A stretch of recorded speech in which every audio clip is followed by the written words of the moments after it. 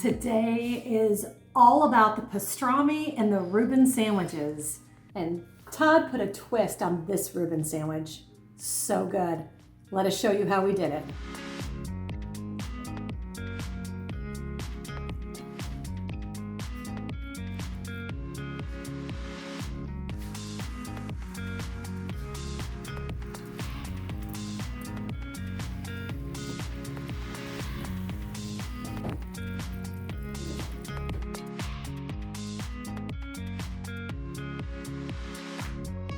We are getting ready to do the brine for the pastrami, and we're going to be using a brisket for this, but this is the brine for it. So first I'm going to put some coriander seeds in here, mustard seeds, and black peppercorn.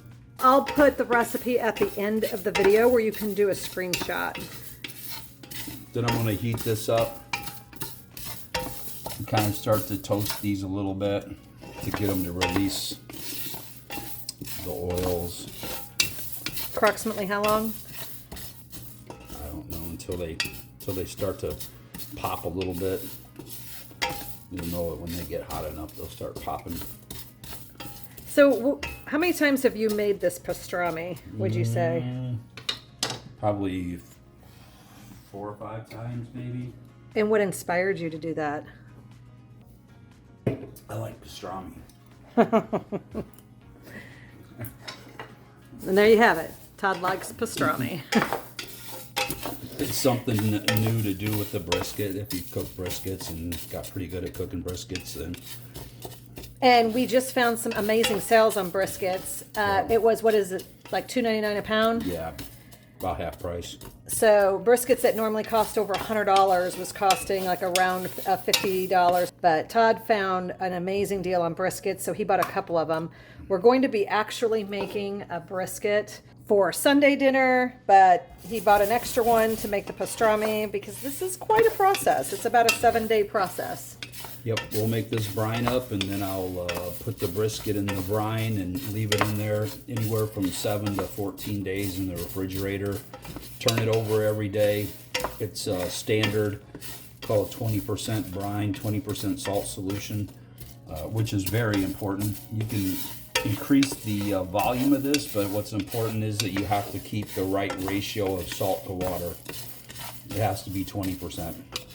So that's the most important thing. In fact, I'm doubling this because I got a large container and I want to make sure the brisket's covered with the brine. So I'm making twice this normal batch. Okay, so we're gonna let this go ahead and keep cooking until it's heated through and it kind of starts popping. So now you'll see these are starting to pop. See? So now they're toasting. They're like jumping beans. Yeah, and it's starting to release all those aromatics in there. You can kind of smell them. So to that, ooh, yes, you can. I'm going to add 2 quarts of cold water. And the toasting probably only took maybe 4 or 5 minutes or so. If that, yeah. And that was on high. Yeah. So 2 quarts of water, then regular salt. That's kosher salt. This is pink curing salt. Very important. That'll give it that pink color. And brown sugar. It's a dark or light brown sugar? Dark brown sugar. I'm gonna add that in there. Okay. Then we got juniper berries. We must make, okay. Cloves. Allspice. Bay leaves, red pepper flakes, some cinnamon sticks, about 6 of them, 2 onions, and maybe 25 or 30 cloves of garlic. Oh yeah. And then you're going to keep cooking this and stirring it until all the sugar and the salt dissolves really good. Kind of turn it down to medium-high heat. Okay, and we'll probably cook this for how long? Till it comes to a boil. All right. So basically what I did was, I made homemade pickling spice. You can cut this process short. You can buy pickling spice. Typical pickling spice you get at any store for canning. There's a few extra things in here, the cinnamon and juniper berries. Those aren't really in allspice, but most of this is in allspice. So if you wanted to shorten it, you could do just allspice, but I think this is a better recipe. And we're going to bring this to a boil. And then we'll show you what's next. So this is better because in the pickling spices, you're not going to have those solid pieces of onion and garlic and bay. Well, you would have maybe bay leaves in there. I'm not sure, but it's a shorter method. You know, if you're just trying to do it quick. But this really does smell amazing. I wish you could smell it. So it's been about 8 minutes. It has started to boil. We turn the heat off, and now we're just sliding it off. I'm going to add it to 6 quarts of cold water. We already poured the 6 quarts of cold water in here. That smells so good. Look at all that deliciousness. I'm going to mix that up, and while this cools down, I'll trim the brisket. And I'll time lapse that so you can just see what he's doing in case you have never trimmed a brisket. Now briskets, Todd's made numerous briskets over the years, but he decided to experiment with pastrami. Was it last year or the year before?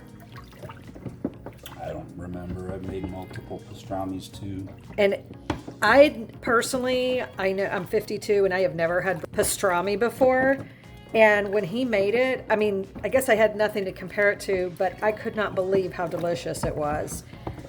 It was super, super good. One of these days we'll have to go to a deli and get some pastrami just so I can sample it. This recipe is based off of the recipe from Katz's Deli in New York, which is the famous pastrami deli from when Harry met Sally. Oh. And many other things, but it's a world-renowned deli. See, and I what didn't they're know that. known for is pastrami. There we go. And after you make this pastrami, I say we do go at the same time so I can do a side-by-side comparison. I Make a trip to New seriously. York. Well, no, not New York, but locally. We can find a local deli and do that. But anyways, okay, so we're going to let this sit. Over here, Todd's going to go ahead. Here, let me get an image. Let me just take a picture of what the cost was. So it looks like it was $55.86 on sale. Originally, $111.89. That is crazy. So he's going to go ahead and just cut that open and get that on the cutting board. And then, like I said, I'm going to do a time lapse so you can see how he does the trimming of this brisket.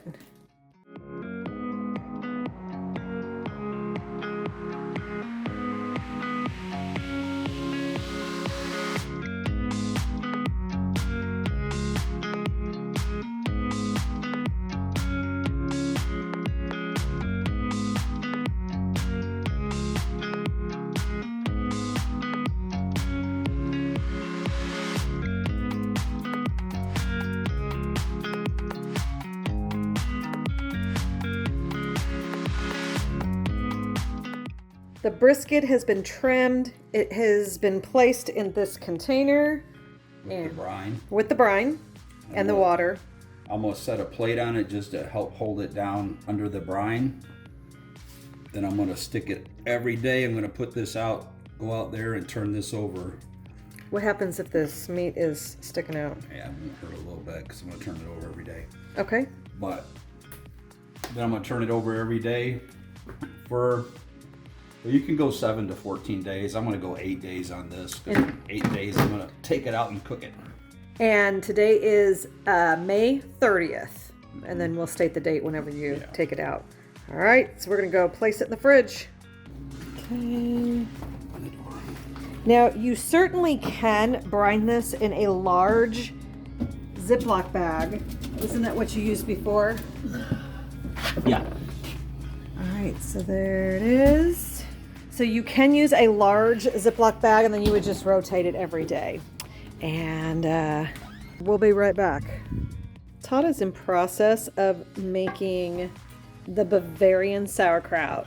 So I normally, me personally, I do not like sauerkraut at all.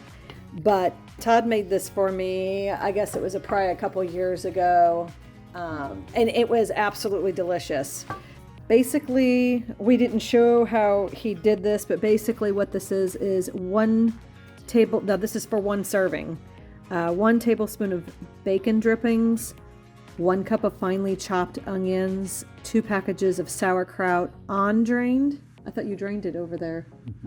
Yeah, I drain them and get kind of a lot of the sour flavor out of them first. Okay, so not exactly like the recipe, but he drained it. 1/2 cup of chicken stock, 1/2 cup of cooking sherry, 1 tablespoon of packed brown sugar, and 1 teaspoon of caraway seeds. But you added wine. I did. I used some white wine, yep. It was the Pinot Grigio. And then how long are you cooking this for? I'll just cook this down until the moisture's all gone. So I just slowly simmer it until the moisture's out of it. And this is what's going to go on our Reuben. That's what's going to go on the Reuben sandwiches. Yep. I am so excited to try this because I've honestly never had a Reuben, only because I didn't care for sauerkraut and I didn't care for rye bread. So I'm going to be very excited to see how I like this.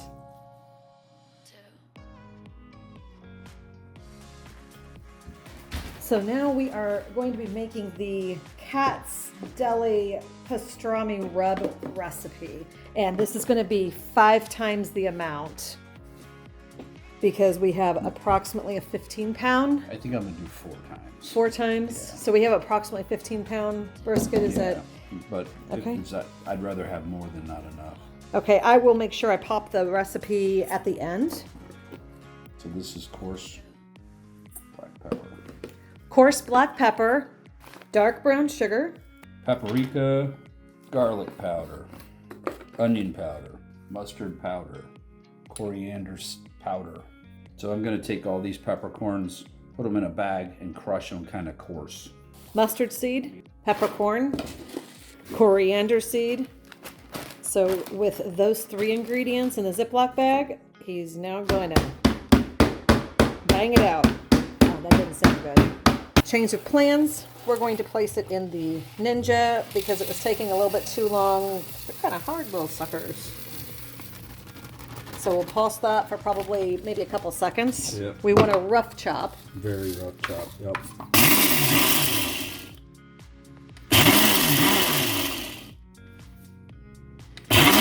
How's that look? That looks pretty good. All right, so that was about, what, 7 or so pulses? I want it about like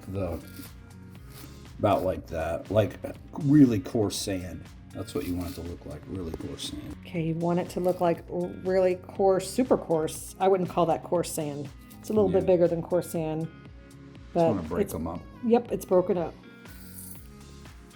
You can definitely tell. Release all the aromatics in them. Yes, you can definitely tell the shells have been You can smell it open. too. Oh yeah. Oh wow. Yes. And just mix that up well. That's how it'll look. You should have some big coarse pieces in there. And Let's get it close. yeah, just get it really incorporated well. And some big pieces in there that are busted up, but that's what you want it to look like. All right. And that we can save. And then I will make sure I put the full recipe at the end of this video so you could do a screenshot. This is what the pastrami looks like after it has been turned every day since the last time we recorded. Today's date is May 7th. So I'll have to go back and look to see how many days it's been. 8 days. We think it's been 8 days. So, next step. I'm just going to sit that there for a minute. Then I'm going to dump this out.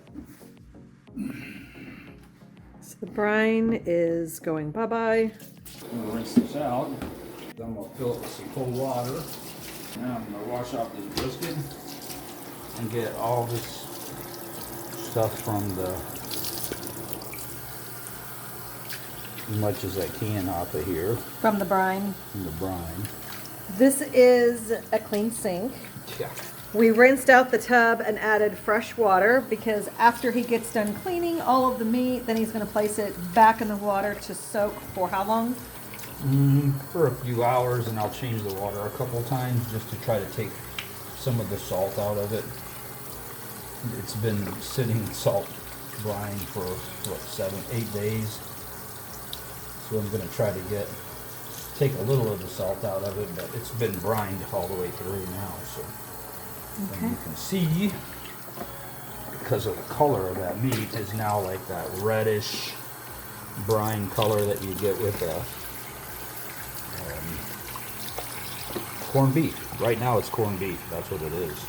Because it's gone through the whole brining process. It is corned beef. And it's like less pliable than it was before, so It's a little firmer. yeah, it's firmer because a lot of the water is pulled out of it from being brined. I'm just going to add some more cold water till it's covered.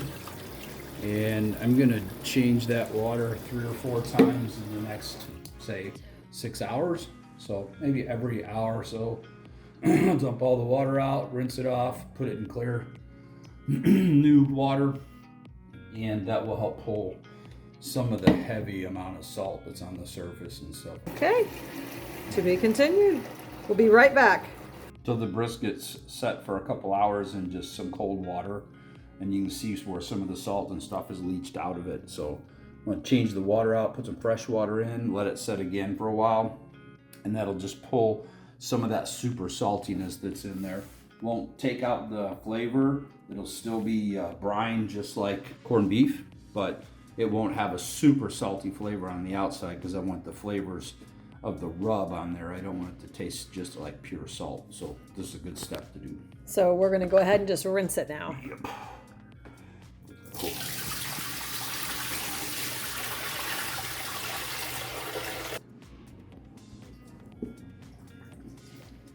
And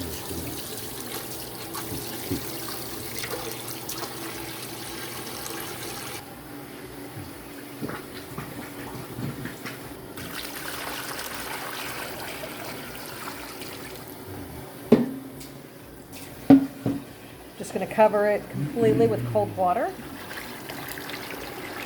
if you don't have one of these right here, it's made by Lem, and this plastic container I use for making sausage, all kinds of stuff. It's it doesn't take on any flavors, doesn't absorb anything. It's not metal. I'm assuming it's like safe, like BPA free. Let me see this. See a It's label actually on the made other by side. a company that is their business is food processing, so that's what they do. Good And deal. it's fantastic for this kind of thing. Oh yeah, especially when you make these. And it fits inside a regular size refrigerator. Yes, and when you make the big meats like this is, you estimate about 15 pounds. It was an 18-pound brisket before I started trimming it, so it's probably 12 to 15 now. Awesome. All right, so it's going to sit for another hour or so, and then we're going to do the process all over again with the rinsing of the water and adding more. The brisket is done with the rinse. You rinsed it how many times? 3 times. 3 times. He set it out, patted it dry. We are at the process right now that we could consider this corned beef, Yep, it's corned beef. but we're making it into pastrami. That is correct. So, what's the next step? So I'm going to put a binder on, which I like this, Bear & Burton's W sauce. You can use mustard, you can use olive oil, you can use mayonnaise, but I like this, and I'll just put a little bit of that on here just to give it a little bit of a tacky surface to stick the seasoning to. Doesn't have to be a whole lot, but you want it to be, because I've let it kind of dry out some. That way whenever I put the seasoning on, this will stick real good. So I'm going to do the lean side of this first. And the reason I do that is I cook my briskets with the fat side up. So I'll do the lean side, flip it over onto the pan. I'm going to take it out to the grill on. Then I'll do the fat side, and then it's on the right side to set into the grill. So okay. I'm not moving it around once I put the rub on it. All right. So the way I like to do it is to use my gloves, and I'll have one dry hand and one wet hand. So with my dry hand, I'll get some of this rub. And just start putting rub on here, get a nice coating on. So it's rub time. Yep. Just get a, you can see I said earlier there was pieces that are coarse and pieces that are fine, so the best I can say is kind of like coarse sand. Put that on there real good. Get in there. If you got any little areas that are flaps, get some seasoning in those, get some rub in those. And I have had this pastrami. I'm assuming you made it the same way as you did before. Yeah, it's the way I always make it. You get it on the edges good. Get some on the edges. So what inspired you to start making pastrami? Because this isn't your first time. No. You've made it a few times now. I love pastrami. And if you ever get to where you're starting to cook a lot of briskets, then you're just looking for new ways, new opportunities. To use the meat. Things to amaze your friends and family. Oh, yes. Everybody loves Todd's cooking. They are questioning when he's going to open a restaurant or a food truck or something like that because of all the amazing food that he makes. But Todd has a good job already. Yeah. That's always my answer. I have a good job. I don't need a second job. I cook for the love of cooking for friends and family. So get a real nice crust on there. That's why you want to have a dry hand and a wet hand.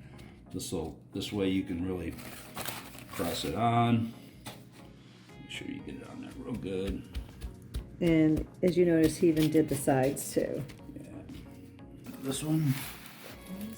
Flipping it over. I'm gonna come back to this.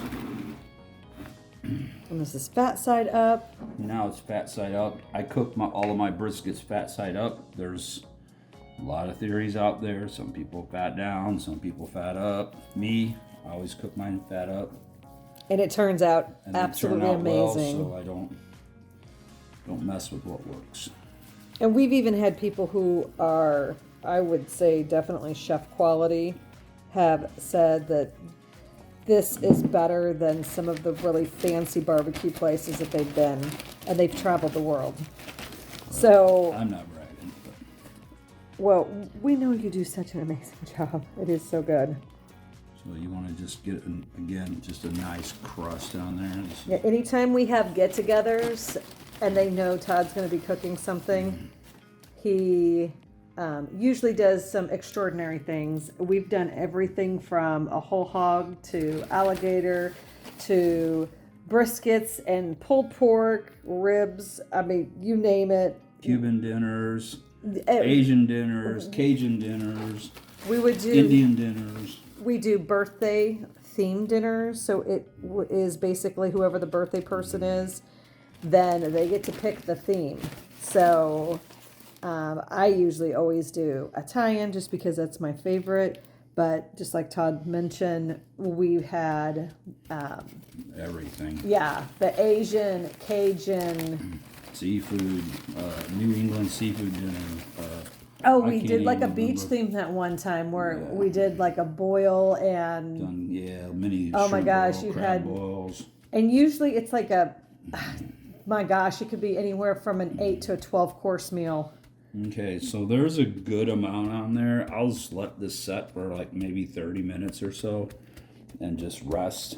I think that's a good deal to do.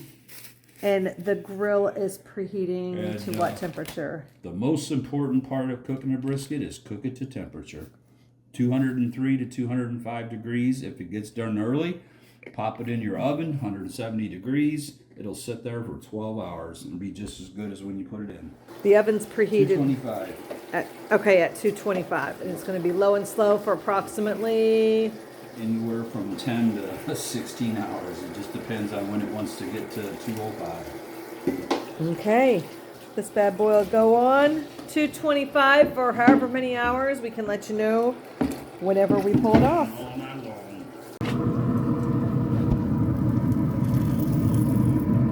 All right, I put this on last night about 10 o'clock. Wait till it gets to about 175 degrees. So it's been on about 9 hours. It's 7 a.m. So we're right at about 175 degrees. I'm gonna pull it off. It's got a nice bark started on it. You can see all of those herbs on there and that rub on there. It's getting nice and crispy. So I'm gonna pull it off, wrap it in butcher paper, put it back on the grill, still 225 on the smoker, and let it run up to about 205 degrees. So we'll see how long that takes. It will probably be around 11, 12 o'clock when it's done. You can see the juices coming out of it here still. It's starting to get about what we want. So I'll pull it off of here. Highly recommend you get some of these gloves when you handle anything sanitary, but it also kind of keeps some of the heat off your hands. What type of gloves are those? These are just nitrile gloves from... How many mils? I don't know. We'll look. But they're enough they'll keep you from burning your hands whenever you grab that off the grill. Okay, set that on here. And what type of paper is this? This is just pink butcher paper. Make sure you do not get butcher paper or paper that has any kind of coating on it. This is just plain pink butcher paper. Amazon is where I get this. It's wide. I think it's 16 inches wide. I can link down below what we got. I use this. I wrap them. There's different methods. Some people wrap, some people don't wrap. Some people make a foil boat. This has just always worked well for me. So.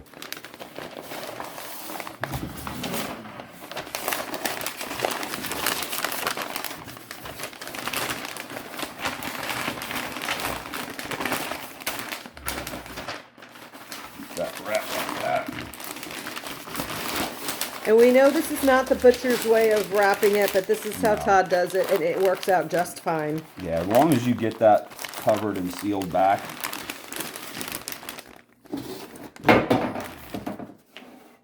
Okay.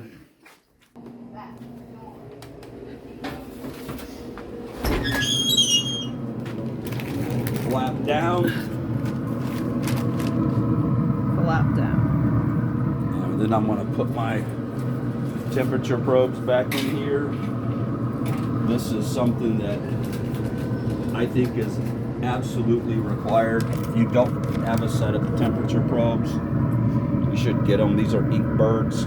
They have an app that goes on your phone. In fact, I woke up because I have my app set at 175 and it alarms. So I let it cook all night. When that alarm goes off, I know it's at 175. And get up and wrap everything. And then I got another alarm that's set at 205. So at 205, I know it's done. You just close it and let it go again. You can see on here on my Ink Bird, I'm still 174 with both probes, 176. So. Okay. Oh, and it's showing a 1 and a 2. Yeah, because I have two. It'll go up to 6 probes, but I usually put one a little farther down and one right in the point. Okay. And this should cook for another, what, 3-4 hours? At least. I figure about 10 degrees an hour is a rough estimate, but it can change just depending on the piece of meat. All right. We'll be right back. Okay. Yeah, I cooked this for about 11 hours, and it rested for an hour in the oven at 170. It's still very hot. So now... Oh, mama. Oh, if you could smell this. This smells absolutely amazing. So you let it, you said you called it resting at 170 Fahrenheit in the oven. Yeah. And then you pulled it out and set it on top of the oven for another approximately an hour. Yeah, about an hour while we were cooking something else. Look at all those juices. And then I'm going to slice this up. So in the very beginning, before I ever do a brisket, when I'm trimming it, I like to make a cut across the grain. So when it's done, I know exactly where that grain is going to be. So that's why this is cut at an angle right here. It's like a 45-degree angle. Yeah. And then, oh, mama. Check that out.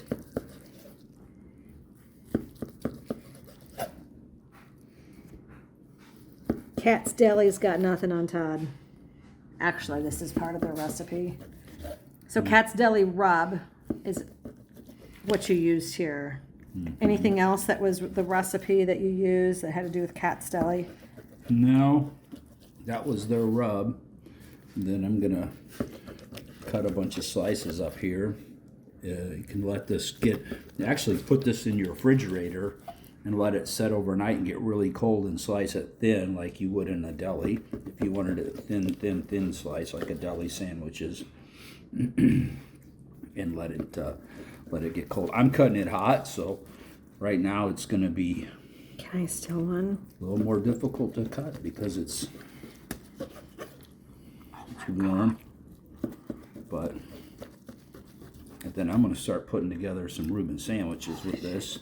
This is super amazing. Okay. Fantastic, phenomenal. I can't even, I don't even know what adjective to use. There. This is so good and juicy. What is that sweet I taste? Brown sugar, maybe? Maybe. Some brown sugar in it. But I can taste a slight sweet, definitely savory. Holy Okay, so cow. that should be enough for that. This I'm going to cut in half so I can stack them on sandwiches. And then we'll show you how we piece the sandwich together and use the panini maker. So all these little tidbits, I can envision the flavor of making a dip with this, where I would collect this and maybe throw it in with some sour cream and cream cheese, or just cream cheese, maybe a little bit of butter, maybe possibly really finely chopped or finely, like thinly sliced onions possibly. But man, that tastes amazing. And then spread it on some bread or some kind of crostini, some kind of toasted bread. I think that would be really good. Or a, what am I thinking? Like a bagel chip. This is the bread that we're using. Some rye. Beef steak, no seed, soft rye. So you can use either, traditionally it calls for Swiss cheese. I like provolone, so I'm going to use some provolone cheese here. And you're going to put a little bit of, this is some homemade Thousand Island dressing. So not too difficult there, but it's some bit of Thousand Island dressing on this. And I can link the ingredients at the end for you to do a screenshot. If you would like to watch him actually make this, make sure you let us know in the comments below. So we go ahead and we add some more cheese. Now, the pastrami.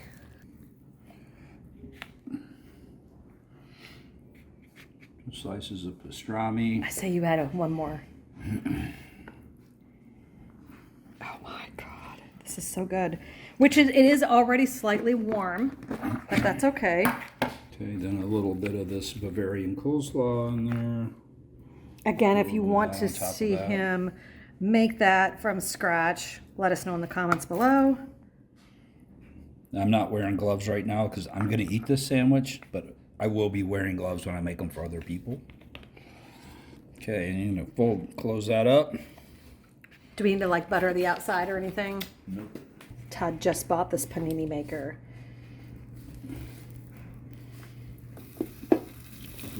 This is what Todd purchased. So that one was on for maybe, what, a minute and a half, 2 minutes. I'm trying to get a hold of it. Okay. Okay, so we're going to go ahead and we're going to give this a sample.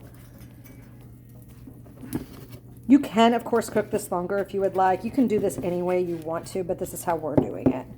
Okay, so I know it's not the fine china, but you can see how yummy that looks. All right, let's get a sandwich in our hand. Oh my goodness, it's nice and hot. Take a look at that.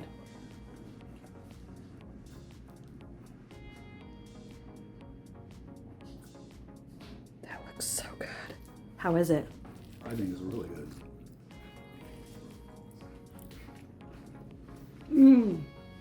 I do not like rye bread and I do not like sauerkraut, but this with the combo of everything, the type of cheese that is used, the sauerkraut, the Bavarian sauerkraut that was made, the sauce that was made, the bread, the cheese, everything is perfect.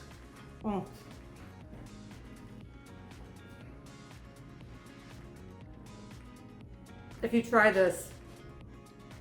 Let us know what you think.